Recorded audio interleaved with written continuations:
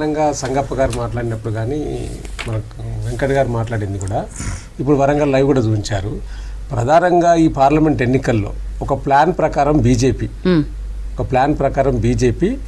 కావాలని అసెంబ్లీ ఎన్నికల ముందు పట్టించుకోకుండా పార్లమెంట్ ఎన్నికల ముందు మా కవిత గారిని అరెస్ట్ చేశారు. దానివల్ల అంటే ఒక్క తెలంగాణ కాదు, ఇప్పుడు మీరు మహారాష్ట్ర చూసుకోండి, అక్కడ కూడా ఇండియా కూటమి పెరగడానికి కారణం ఏంది? అక్కడ కూడా అందరినీ ప్రభుత్వాన్ని మార్చింది కదా ఈ బీజేపీ ప్రభుత్వం. అదేవిధంగా ఢిల్లీలో కూడా బీజేపీ పెరగడానికి కారణం ఏంది? అక్కడ ఉన్న ఢిల్లీ ముఖ్యమంత్రిని కేజ్రీవాల్ గారిని అరెస్ట్ చేసి లోపలికి పంపించడం. అంటే ప్లాన్గా ఏం చేసిందంటే అక్కడ ఉన్న రాజకీయ నాయకులను అరెస్ట్ చేయడం వల్ల, ఆ పార్టీ పెద్దలను అరెస్ట్ చేయడం వల్ల ఉన్న క్యాడర్ అంతా కూడా కొంచెం నిరుత్సాహానికి గురి కావాలని ఒక ఆలోచన చేసి ఎక్కడికెక్కడైతే బలంగా, ముఖ్యంగా దక్షిణ భారతదేశంలో 129 సీట్లు ఉన్నాయండి. 129 సీట్లలో గతంలో 29 సీట్లలో మాత్రమే అధికారంలో ఉన్నది బీజేపీ.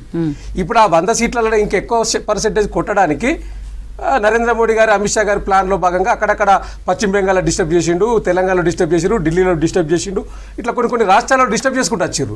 అది కొంత ఇప్పుడు ర్యాలీ అయినట్టు మన ఇండియా కూటమికి ర్యాలీ అయింది ఆ ఓటు, అంటే బీజేపీకి ర్యాలీ అయింది సార్ కొన్ని ఏరియాలలో, ఇప్పుడు ఢిల్లీ లాంటి ప్రాంతాలు. అదొక అంశం. అయితే ఇప్పటిదాకా మా జిల్లా నాయకులు ఢిల్లీలో ఇందాక మురళి గారు అన్నట్లు అక్కడ నిజంగా ఆమ్ ఆద్మీ పార్టీకి సింపతి ఉన్నా, లేకపోతే కేజ్రీవాల్ వెంటే ఢిల్లీ ప్రజలున్నా అట్లా రావద్దు కదా. మరి 6, 7 ఆల్మోస్ట్ 7 కనిపిస్తుంది బీజేపీ లీడ్. ఇప్పుడు ఏముంటుందంటే ఒక నాయకుడు నిజంగా లోపలికి వెళ్ళినా, లేకపోతే ఆయన మీద అభాండం వేసినా, ఇంకేదైనా క్యాడర్ ఏమైందంటే నిరుత్సాహం అవుతుంది.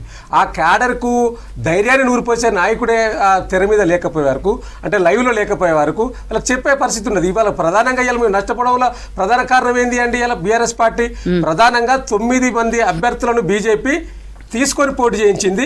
దాదాపుగా 4-5 కాంగ్రెస్ పార్టీ తీసుకొని పోటీ చేయించింది. అందులో కడియం కావ్య గారు ఒకటైతేంది, ఖైరతాబాద్ ఎమ్మెల్యే దానం నాగేంద్ర గారు అయితేంది. ఇప్పుడు కడియం శ్రీహరి గారు వాళ్ళ బిడ్డను మేము పార్టీ అభ్యర్థి ప్రకటించిన తర్వాత వారి స్వార్థ రాజకీయాల కోసం కాంగ్రెస్కి పోయి పోటీ చేసిండు. ఇప్పుడు గెలవచ్చు, ఇప్పుడు టెక్నికల్గా వారికి ఎమ్మెల్యేలు ఉన్నారు కాబట్టి ఆ బలంతో గెలవచ్చు. కానీ ఇలా ప్రజల్లో వాస్తవాలు మాట్లాడుకున్నప్పుడు నీతి నిజాయితీకి మారిపోయారని గొప్పగా చెప్పుకునే కడియం శ్రీహరి గారు ఆ నీతి నిజాయితీ లేదు, మన్ను లేదు, మశానం లేదు అనేది ఇలా ప్రజలలో తేలిపోయింది కదా. మేధావులలో కూడా చర్చ పెట్టుకుంటారు కదా. సో అదొక అంశం అయితే ప్రధానంగా మీరు పబ్లిక్